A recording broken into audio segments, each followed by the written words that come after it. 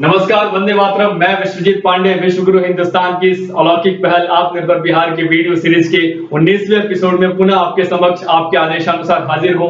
उम्मीद करता हूं कोरोना रूपी इस वैश्विक महामारी के दौर में आप सभी अपने स्वजनों के साथ सुरक्षित हैं, स्वस्थ हैं, मस्त हैं तथा एक समृद्धशाली भारतवर्ष एवं एक आत्मनिर्भर बिहार की कुशलता की कामना कर रहे हैं। दोस्तों, कल के एपिसोड 18 में हमने डिस्कस किया था एम्प्लॉयबिलिटी स्किल्स के बारे में, रोजगार कौशल के बारे में। आपको बताते हुए बहुत ही खुशी महसूस हो रही है कि हमेशा की तरह आज भी सैकड़ों युवकों ने हमें फोन किया और हमारी टीम को बधाई दी, हमारी टीम का धन्यवाद ज्ञापन किया।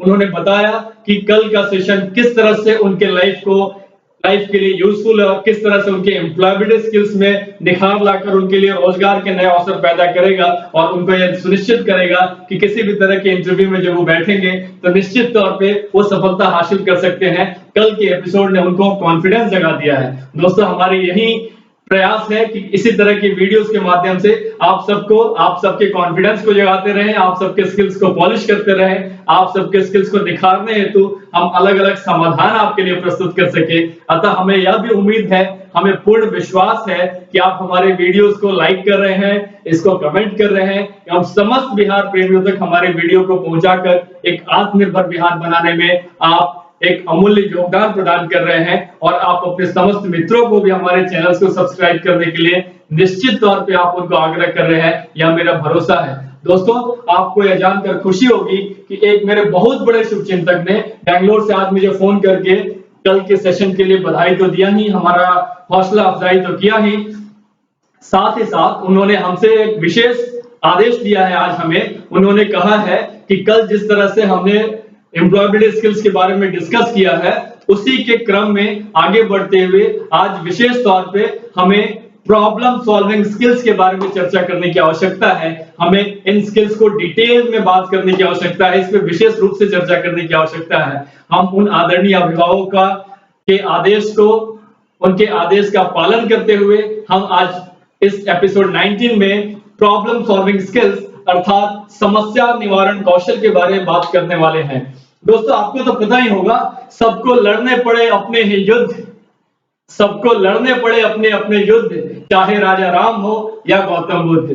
दोस्तों, इसी क्रम में जब हम आगे बढ़ते हैं तो हमें सबसे पहले यह जानना आवश्यक हो जाता है, हमारे मनोमस्तिष्क में ऐसा कोई भी युवा जब किसी भी तरह के इंटरव्यू में सफलता हासिल नहीं कर पाता है और जब वापस लौटता है तो शायद उसके मनोमस्तिष्क में बात चलते रहती है कि पता नहीं किन कारणों से मैं वहां पर रिजेक्ट हो गया। मैंने अपने हिसाब से तो 110% दिया था, मैंने नियोक्ता के सारे प्रश्नों के उत्तर भी दिए थे, परंतु पता नहीं शायद मेरे नसीब में ठीक नहीं कुछ लिखा था, इसके चलते मुझे इस इंटरव्यू में सफलता हासिल नहीं हो पाई है। परंतु ऐसी बात नहीं है। हमें यह जानने की आवश्यकता होती है कि रिक्रूटर्स जब भी जाते हैं किसी भी तरह के प्लेसमेंट ड्राइव के लिए तो निश्चित तौर पे वहां से लोगों को हायर करने के लिए जाते हैं, ना कि रिजेक्ट करने के लिए। कई बार अक्सर हमें देखते रहते हैं, जब भी हम एचआर एक्सपर्ट से बात करते हैं तो हमें यह जानने को मिलता है कि कई बार तो इस तरह के सिचुएशन आते हैं कि वो पता चलता है कि 20-20 लोगों के वैकेंसी के लिए रिक्रूटमेंट करने के लिए गए हैं, लेकिन एंड करते हैं केवल 4 लोगों को रिक्रूट करके। पता करते हैं उनके बारे में कि आखिर ऐसी क्या समस्या आ गई जिससे आप बाकी लोगों को रिक्रूट नहीं कर पाए, तो उनका कहना होता है कि we couldn't find the right candidate, अर्थात उनका यह भी कहना होता है we couldn't find a perfect chemistry.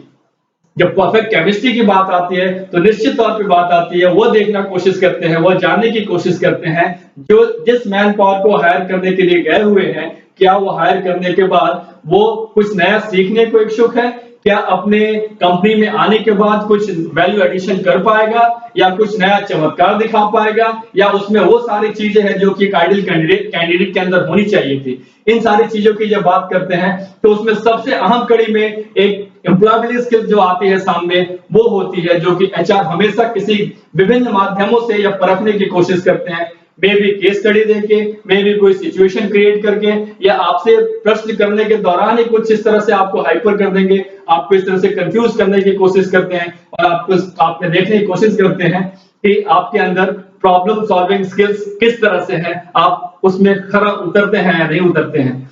दोस्तों, हमें यह भी जानना आवश्यक है कि एक समस्या कोई भी अप्रिय स्थिति है जो लोगों को वह हासिल करने से रोकती है जो वे हासिल करना चाहते हैं। किसी समस्या को खत्म करने के लिए किसी भी गतिविधि को समस्या का समाधान कहा जाता है। इस बात को आपको बताने की आवश्यकता नहीं, आप इस चीज को जानते हैं।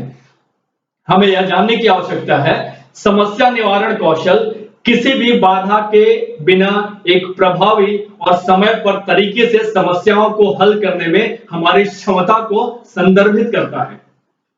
अगर हमारे अंदर प्रॉब्लम सॉल्विंग स्किल्स है तो निश्चित तौर पे हम संयमित रहते हुए किसी भी तरह की विषम परिस्थिति में समस्याओं का समाधान निकाल सकते हैं। हमें यह भी जानने की आवश्यकता है कि इसमें समस्या की पहचान करना और उसे परिभाषित करना, वैकल्पिक समाधान तैयार करना, सर्वोत्तम विकल्प का मूल्यांकन और चयन करना और चयनित समाधानों को लागू करना शामिल है।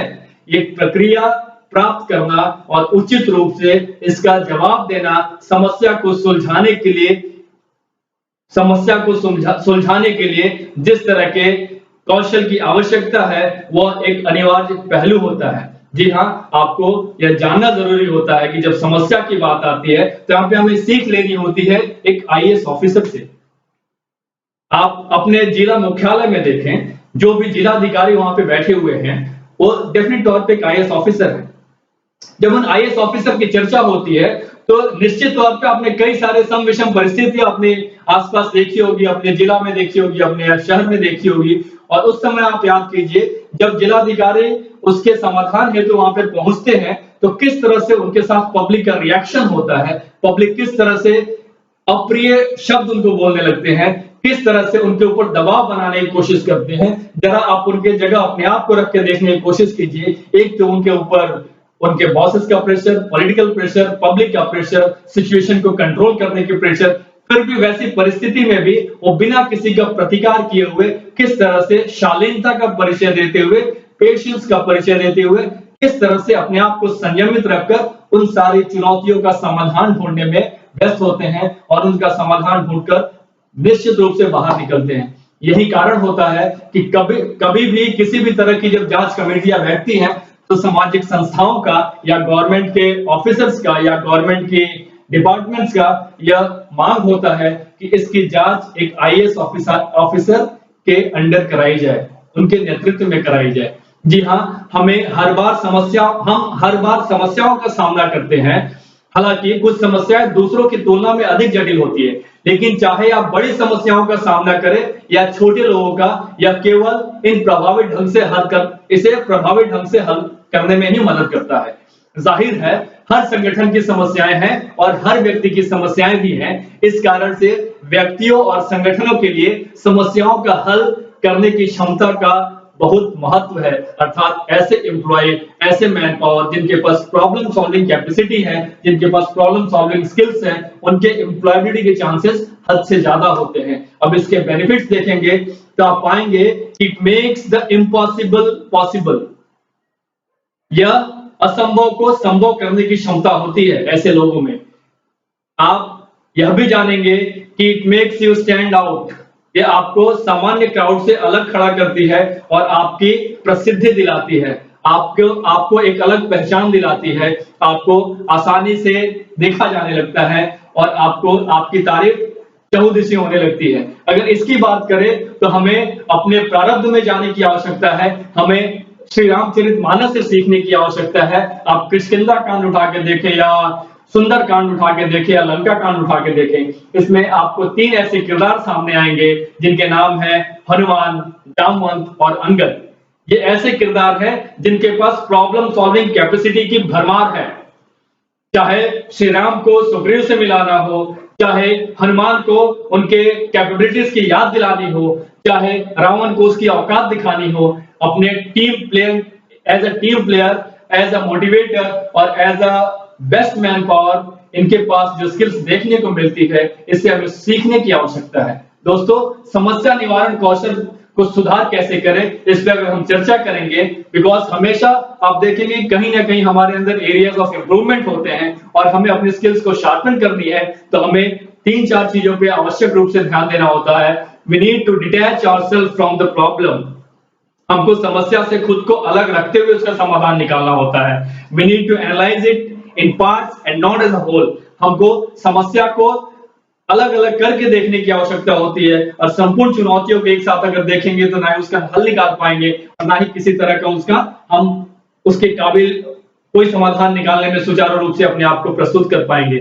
उसके साथ साथ we need to be inquisitive and investigative, हमें जिज्ञासु और खोजी बनना होता है, तब जाके हम किसी भी तरह की समस्याओं का समाधान निकाल सकते हैं। उसके साथ साथ हमें यह भी जानना आवश्यक हो जाता है, we need to be open for suggestion, we need to be open to suggestion, हमें ऐसे लोगों के सजेशंस का वेलकम करना पड़ेगा जो कि हमारे उस तमाम प्रॉब्लम सॉल्विंग दौर के दौरान हमारे काम आ सके और हम एक बेहतर सॉल्यूशन लेके अपने वर्क प्लेस का हीरो बन पाए, अपने वर्क प्लेस में अपने सीनियर्स का या अपनी कंपनी के टॉप मैनेजमेंट का अपनी ओर ध्यान आकृष्ट करते हुए अपने कैरियर को सुचारू रूप से इसको स्थापित कर पाए। हमें यह भी जानने की आवश्यकता है कि ये स्किल्स केवल फ्रेशर्स के लिए ही नहीं है, ये स्किल्स उन सारे लोगों के लिए भी इंपॉर्टेंट है जो कि किसी न किसी कंपनी में काम करते हैं। दोस्तों, हमें उम्मीद है कि आज का सेशन, आज का डिस्कशन निश्चित ही आपके जीवन में एक सकारात्मक बदलाव लाएगा और हमें हमारी टीम को मोटिवेट करने के लिए आप अवश्य फोन कॉल करेंगे, हमारे वीडियोस को लाइक करेंगे, इस पर अपनी प्रतिक्रियाएं देंगे और अन्य बिहार प्रेमियों तक भी इस वीडियो को पहुंचाकर हमारे चैनल को सब्सक्राइब करने के लिए आप उनसे अपील करेंगे। कल मिलते हैं एक नए चुनौती के साथ, या यूं कहें कि एडेप्टेबिलिटी स्किल्स के साथ हम लोग मिलते हैं, उसके ऊपर चर्चा करेंगे। तब तक के लिए आप अपना ख्याल रखिएगा, आप अपना ध्यान रखिएगा। मिलते हैं कल पुनः। धन्यवाद, प्रणाम, वंदे मातरम।